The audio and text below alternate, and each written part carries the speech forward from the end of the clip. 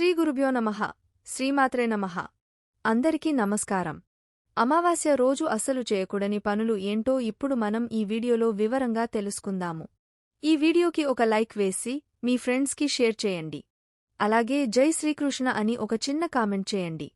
అలాగే దయచేసి వీడియోని స్కిప్ చేయకుండా పూర్తిగా చూడండి. అమావాస్య రోజు సూర్యోదయం అయ్యేంతవరకు నిద్రపోతే అది దరిద్రానికి దారితీస్తుంది. కనుక సూర్యోదయానికి ముందే నిద్రలేవాలి. అమావాస్య రోజు మధ్యాహ్నం నిద్రపోవడం కూడా దరిద్రానికి దారితీస్తుంది. కనుక అమావాస్య మధ్యాహ్నం ఒక్కరోజు నిద్రించకపోవడమే మంచిది. అమావాస్య రోజున నీటిలో రాళ్ల ఉప్పు వేసి ఇంటిని తుడవాలి. ఇలా చేయడం వల్ల ఇంట్లో ఉన్న ప్రతికూలతలు తొలగిపోయి ఇంట్లో ఆనందం పెరుగుతుందని నమ్ముతారు. అమావాస్య రోజు ఇంట్లో ఉండే కుటుంబ సభ్యులు అందరూ తప్పకుండా తలస్నానం చేయాలి. ఈ రోజున తలస్నానం చేయకపోతే దరిద్రానికి దారితీస్తుంది. కనుక తలస్నానం చేయడం మంచిది. తలకు నూనె మాత్రం అస్సలు రాసుకోకూడదు అని గుర్తుంచుకోండి. అలాగే ఈ రోజున పసిపిల్లలను సాయంత్రం వేళ బయటకు తీసుకురాకూడదు. అలాగే ఇల్లు వాకిలిని శుభ్రం చేసుకొని కల్లాపి చల్లి ఉంచాలట. అమావాస్య రోజున ఇంటి ముందు ముగ్గు మాత్రం ఎట్టి పరిస్థితుల్లో వేయకూడదు. అమావాస్య అంటే లక్ష్మీదేవికి అత్యంత ప్రీతిపాత్రమైన రోజుగా మన పురాణాలు చెబుతున్నాయి. కాబట్టి అమావాస్య రోజు లక్ష్మీదేవిని పూజించడం మంచిది. అమావాస్య రోజున తప్పకుండా ఇంట్లో పూజ చేయడం మంచిది. కాబట్టి అమావాస్య రోజున వేకువ జామునే లేచి తలస్నానం చేసి పూజగదిలో లక్ష్మీదేవి ఫోటో ముందు దీపం పెట్టి పూజిస్తే లక్ష్మీ కటాక్షం కలిగి మీ ఇల్లు అష్టైశ్వర్యాలతో తులతూగుతుంది. అలాగే అమావాస్య నాడు పితృదేవతలను స్మరిస్తే వారి అనుగ్రహం మనపై కలిగే సకల సంపదలను అనుగ్రహిస్తారట. అమావాస్య రోజున ఇంటి ముందు గుమ్మడికాయను కడితే చాలా మంచిదని పండితులు అంటున్నారు. ఇంటి ముందు గుమ్మడికాయ కట్టడం వల్ల ఇంట్లోకి నెగటివ్ ఎనర్జీ రాకుండా ఉంటుంది. అమావాస్య రోజు రాత్రి భోజనం చేయుట కూడా దరిద్రహేతువుగా భావిస్తారు. అయితే మధ్యాహ్నం భోజనం చేసి రాత్రి ఫలహారాలను తీసుకోవడం ఉత్తమం.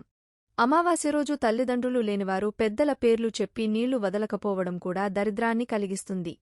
కనుక శాస్త్రం ప్రకారం స్నానం చేసిన వెంటనే పెద్దలకు నీళ్లు వదిలి పెట్టాలి. అమావాస్య రోజు గడ్డం తీసుకోవడం, జుట్టు కత్తిరించడం, గోళ్లు కత్తిరించడం చేయరాదు. ఇలా చేస్తే దరిద్రానికి దారితీస్తుంది. అమావాస్య రోజు తలకు నూనె రాసుకోవడం మంచిది కాదు. ఇది దరిద్రానికి దారితీస్తుంది. అమావాస్య రోజు లక్ష్మీదేవిని పూజించకపోవడం కూడా దరిద్రహేతువుగా పరిగణిస్తారు. కనుక ఈ రోజున లక్ష్మీదేవిని పూజించడం మంచిది. ఈ రోజున తెలిసి తెలియక ఎవరితోనూ అబద్ధం చెప్పకూడదు. ఈ రోజున ఎవరికైనా మీరు అబద్ధం చెబితే మీ జీవితంలో ఏలినాటి శని వెంటాడుతుంది. అమావాస్య రోజున మీ ఇంటి దగ్గర ఏదైనా ఒక చెట్టుని నాటితే చాలా మంచిది. ముఖ్యంగా జమ్మి చెట్టు నాటితే సర్వదేవతలు మీ ఇంట్లో కొలువై ఉంటారు. ఈరోజు పితృదేవతలను నమస్కరించుకుని వారి అనుగ్రహం పొందాలి. పితృదేవతలకు నమస్కరించకపోతే దరిద్రం కలుగుతుంది. అమావాస్యనాడు పూర్వీకుల పేరిట పేదలకు దానం చేస్తే వారి ఆశీర్వాదాలు మనపై ఉంటాయి. అమావాస్యనాడు పూర్వీకులు మన చుట్టూ ఉంటూ మనల్ని చూసి సంతోషిస్తారని నమ్ముతారు. కాబట్టి అమావాస్య రోజున మన పూర్వీకుల పేరిట పేదలకు మిఠాయిలు, పండ్లు, వస్త్రాలను దానం చేస్తే మంచిది. అమావాస్య రోజున బియ్యం పిండిలో పంచదార కలిపి చీమలకు ఆహారంగా వేయండి. ఇలా చేయడం వలన మన పూర్వీకుల ఆశీర్వాదాలను పొందవచ్చు. వారి ఆశీస్సులతో మన కోరిన కోరికలు నెరవేరుతాయి. ఈ రోజున కొత్త పనులను, శుభకార్యాలను చేయరాదు. అదేవిధంగా కొనసాగుతున్న పనులను నిలుపరాదు. అమావాస్యనాడు ఆవులకు ఆహారం పెడితే ముక్కోటి దేవతల అనుగ్రహాన్ని పొందవచ్చు. ఆవు సేవను తల్లి సేవతో సమానంగా పరిగణిస్తారు. అమావాస్యనాడు పొరపాటున కూడా జీవహింస చేయరాదు. అమావాస్య రోజున నువ్వులతో చేసిన ఆహార పదార్థాలను దానం చేయడం వల్ల విష్ణువు అనుగ్రహం లభిస్తుంది. అలాగే ఉపవాసం ఉండడం వల్ల పూర్వీకులు మోక్షం పొంది పుణ్యఫలం పొందుతారని మత విశ్వాసం. శాస్త్రం ప్రకారం ఈ జాగ్రత్తలను పాటిస్తే దరిద్రదేవత అనుగ్రహం తొలగిపోయి లక్ష్మీదేవి అనుగ్రహం కలుగుతుంది. మిమ్మల్ని అదృష్టం వరిస్తుంది.